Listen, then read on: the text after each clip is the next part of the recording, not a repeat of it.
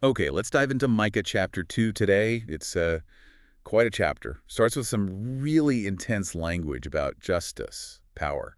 Intense is right. It hits you straight away. Right. Woe to those who plan iniquity. It's not just about bad actions, it's the planning, the plotting evil right there on their beds. Yeah, that deliberation is key, isn't it? They think about it and then, first thing in the morning if they have the power. You just do it. Yeah. Exactly. And Micah gets specific, which I think is important. He does. Coveting fields, seizing them, taking houses, defrauding people, basically stealing their homes, their inheritance. It's very tangible stuff, exploiting the vulnerable for gain. And the consequence the Lord announces, well, it feels directly related. How so? Because they plan disaster for others, the text says, I am planning disaster against this people. It's like a direct mirroring effect. They used power to disrupt. And now disruption comes for them, and it's unavoidable. It mentions they won't be able to walk proudly anymore. Precisely. Their arrogance is met with calamity. And it goes deeper, the shame. They'll be ridiculed, mocked with a mournful song. Oof. And their land, their status symbol. Gone. Yeah. Divided up. Given to traitors, the text says. Imagine that humiliation. Plus, they lose their voice in the community. Ah, you mean the line about having no one to divide the land by lot in the assembly? Exactly that. The assembly was central to identity, inheritance. Being excluded from that, it's like being erased from the community's future. Wow. So how did people take this message? I mean, prophets weren't always popular. No. There was definitely pushback. The text says they told the prophets, essentially, stop prophesying. Disgrace won't touch us. Denial. Classic denial. Don't tell us the bad news. And then there's that fascinating question posed. Right.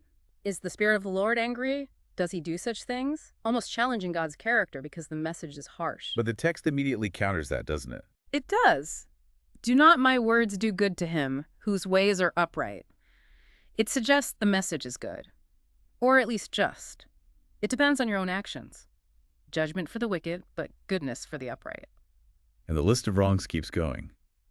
It's not just land grabbing. No, it gets broader. Rising up like an enemy against their own people, stripping robes off peaceful travelers, driving women from their homes, taking blessing from kids. It's a breakdown of basic decency. It paints a really grim picture of society, which leads to that command. Get up, go away. Yes, this is not your resting place. It is defiled, it is ruined beyond all remedy. The injustice has polluted the land itself. And it contrasts this harsh truth with the kind of message people actually wanted to hear. Oh, absolutely. They'd prefer a prophet who lies, who promises plenty of wine and beer. Someone who tells them everything's fine, keep doing what you're doing. Comforting lies over hard truths. So it feels like the chapter is building to this crescendo of judgment, this final word of expulsion. It really does. You think that's it. Exile, ruin, end of story. But then it shifts.